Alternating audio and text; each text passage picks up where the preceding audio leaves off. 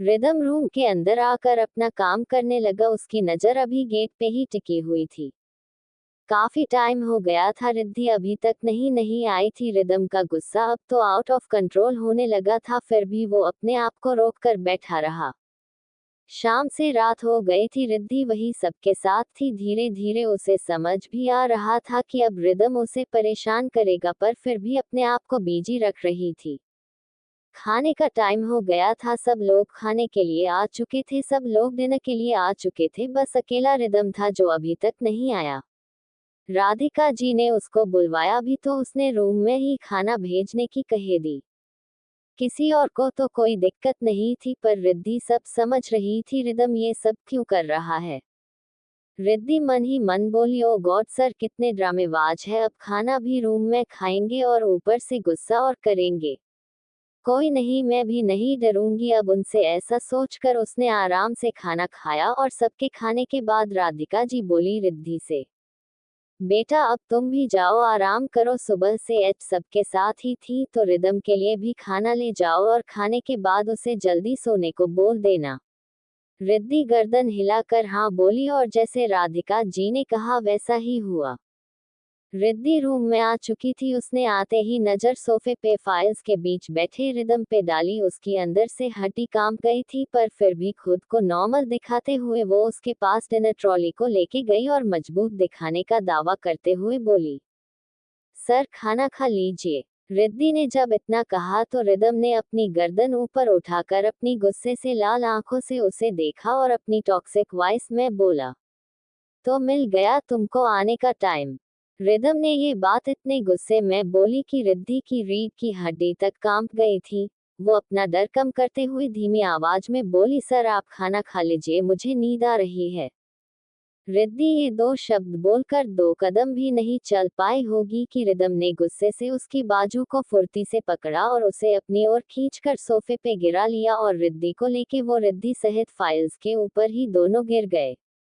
Rhythm ने रिद्धि को अपने नीचे गिराया और गुस्से से उसकी बाजू दबाकर बोला, क्या कहा, नींद आ रही है तुमको? और मेरे कहने पे भी तुम अब आए हो, तुमको नहीं लगता तुम्हारी सजा दुगनी होनी चाहिए? ऐसा बोलकर रिदम के रिद्धि के ऊपर एक्स्ट्रा दबाव बनाया और उसकी कमर को जोर से रगड़ते हुए बोला, अब बोलो नींद आ रही है? रिद्धि को कमर में दर्द होने लगा था और कहा रिदम उसकी कमर को रगड़ रहा था, वहां से उसकी कमर लाल हो गई थी, फिर भी रिदम लगातार मछली का रहा था। रिदम के ऐसा करने से रिद्धि दर्द से तड़प कर बोली, आ सर प्लीज, सर छोड़िए ना। फायर रिद्धि के तड़प कर बोलने से रिदम ने उसके चेहरे को देखा जो बिल्कुल उसके चेहरे के करीब था।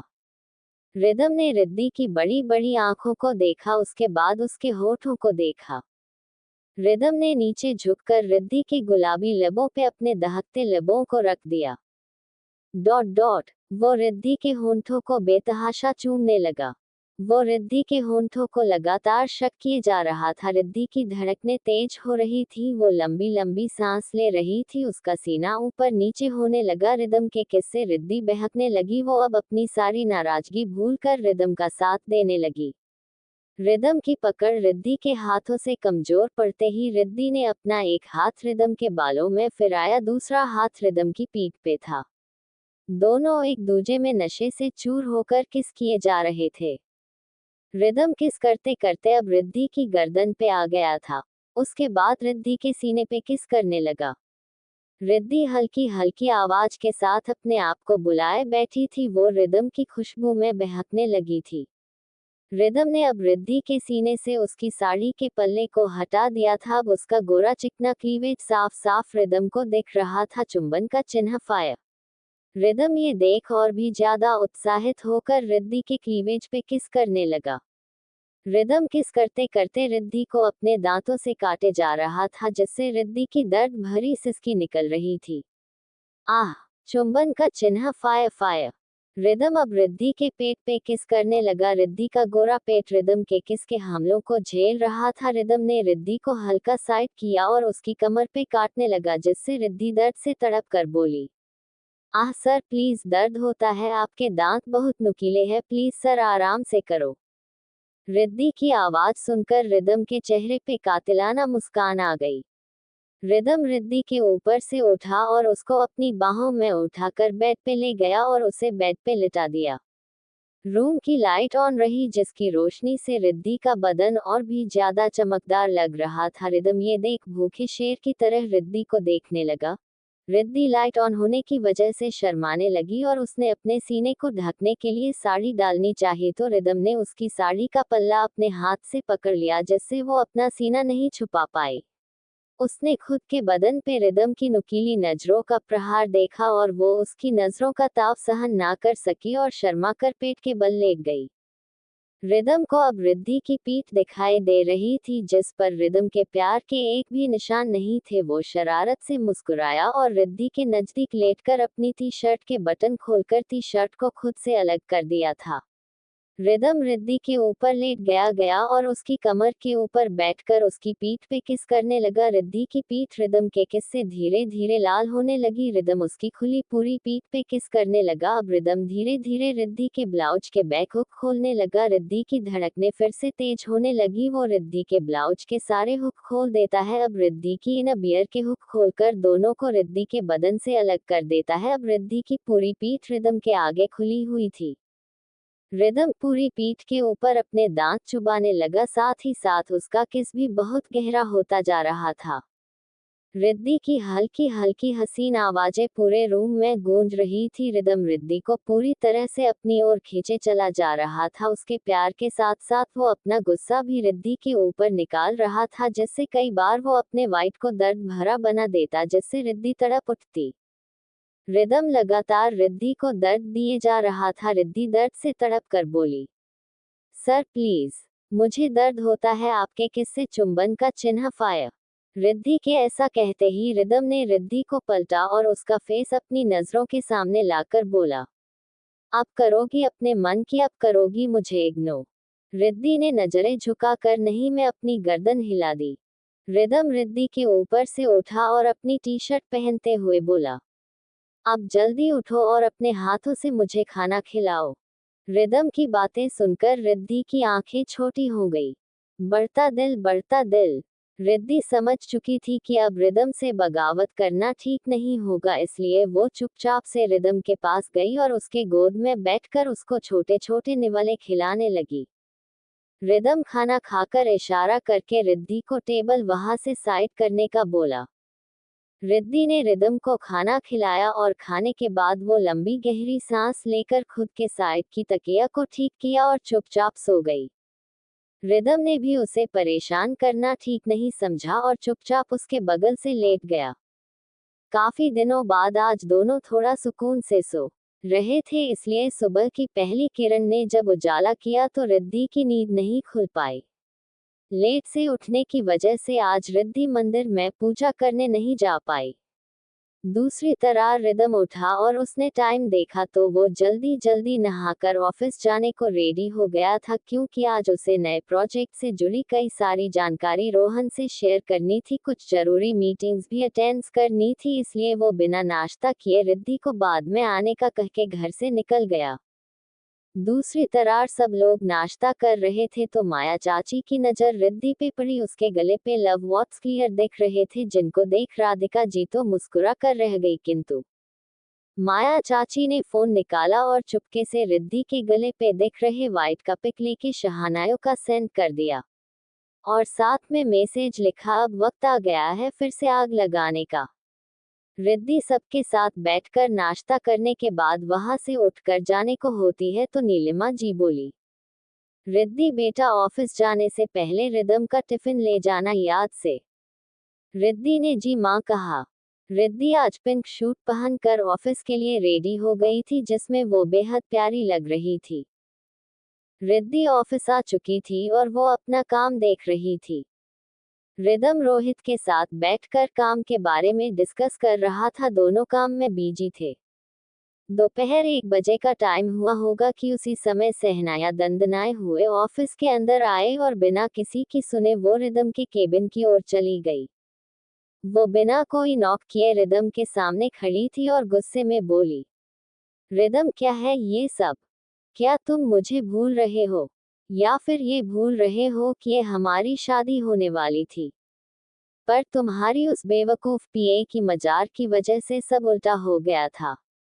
और अगर भूल गए हो तो याद दिला देती हूँ, तुमने उसी टाइम ये वादा किया था कि 6 महीने बाद तुम इस पीए को तलाक दे के फिर से मुझसे शादी करोगे। रिदम, जो अपने काम में बिजी था और अचानक से सहनाया के आने से थोड़ा परेशान तो हुआ था, पर वो जानता था कि उसे इस टाइम क्या बोलना है। सहनैया, मैं कुछ नहीं भूला, सब याद है मुझे। रिदम अभी आगे बोलने को हुआ कि रिद्धि लंच टाइम देखते हुए रिदम का लंच बॉक्स लेके उसकी केबिन की ओर आए और केबिन का गेट खुला देखकर वो वहीं रुक गई। उसे रिदम की आवाज आई, सहनाया तुम चिंता मत करो, मैं उससे तलाक ले लूंगा और तलाक होते ही मैं फिर से शादी कर लूंगा। रिद्धि ने जब ये सुना तो इसका शरीर सुन्न पड़ गया, उसकी आंखों से अपने आप ही आंसू बहने लगे। उसने कुछ और सुनने की हिम्मत न बची, तभी उसे शाहनाया की आवाज आए, अच्छा है तुमको याद है और जल्दी ही उसे तलाक देने वाले ही, वरना तुम्हारी केमिस्ट्री देखकर तो मुझे लगा था कि तुम अब उसके साथ आगे बढ़ चुके हो और सब कुछ भूल कर उसे प्यार करने लगे हो और मुझे और मुझसे किया वादा भूल चुके हो। रिदम को गुस्सा तो बहुत आया, पर फिर भी फीका मुस्कुरा कर बोला, नहीं ऐसा कुछ नहीं है। वो तो जब मैं बोर होता हूँ तब उसके साथ टाइम पास करके मूड फ्रेश कर लेता हूँ वाली प्यार, और मैं उससे करूँगा ये तुमने सोच भी कैसे लिया। मेरे लिए वो मेरी धोखेबाज पीए से ज्यादा कुछ नहीं है और यही उसकी औकात है। रिदम ने दिल पर भारी पत्थर रख कर सहनाया को खुश करने के लिए कहा। वो ऐसा नहीं करता तो शनाया किसी भी हंगाया करने से पीछे नहीं हटती। दूसरी तरफ रिद्धि ने ये सब सुना तो वो टूट चुकी थी सच सुनकर। राष्ट्र फेस उससे अब बर्दाश्त नहीं हुआ और वो जैसे तैसे रिदम का टिफिन वही डेस्क पे छोड़ वहां से जल्दी से भागकर छत पे आ गई थी। उसका नीचे दम घुटने लगा था। राष्ट्र फेस बढ़ता दिल। उसके दिल के आज 1000 टुकड़े हो चुके थे। वो उसके सिर को घुटनों में देके रोने लगी। वो रोते रोते बोली, सर अच्छा आपने बहुत बुरा किया है, बहुत बुरे हो आप। अरे आप तो मीठे बनकर मेरे साथ खेल गए, मेरे दिल के साथ खेल गए। और मैं आपके लिए सिर्फ और सिर्फ टाइम पास की चीज मुझे अंदर ही अंदर खाए जा रही है। रिद्धि काफी देर तक वही रोती रही। दूसरी तरफ सहन्या रिदम से मिलकर खुश होकर वहां से चली गई और रिदम ने भी अपना सिर झटका और अपने लंच के लिए बाहर आया। उसने आके रिद्धि की टेबल पे टिफिन देखा जो उसे पता था कि उसके लिए है और रिद्धि का फोन देखा। रिदम ने आसपास देखा पर वो कहीं ना दिखी। रिदम ने काम करती हुई तारा से रिद्धि के बारे में पूछा पर वो बोली कि नहीं सर मुझे नहीं पता। रिदम रिद्धि को सब जगह देखने अब से लगा। आपको सारे वीडियो मेरी खुद की वॉइस में ही पढ़ने को मिलेंगे, एआई वॉइस में नहीं मिलेंगे, क्योंकि एआई वॉइस से चैनल के मोनेटाइजेशन में दिक्कत हो सकती है। इसलिए मैं सारी वीडियो मेरी खुद की वॉइस में रिकॉर्ड करके ही डाला करूँगी। ये लास्ट पार्ट था जो एआई वॉइस का था, इसके बाद सारे पार्ट मेरी खुद की वॉइस में मिलेंगे आपको पढ़ने के लिए। तो मेरे चैनल में किसी तरह की कोई दिक्कत ना है, इसलिए मैं इसमें खुद का ही सारा कंटेंट डाल रही हूँ। तो आप लोग प्लीज़ मुझे सपोर्ट कीजिए और मेरी वॉइस के साथ कहानी को एंजॉय कीजिए। चलिए अब दूसरी सूचना बताती हूँ आपको। आप जल्दी इस कहानी का अंत होने को है और जल्दी इसका सेकंड सीजन आने वाला है।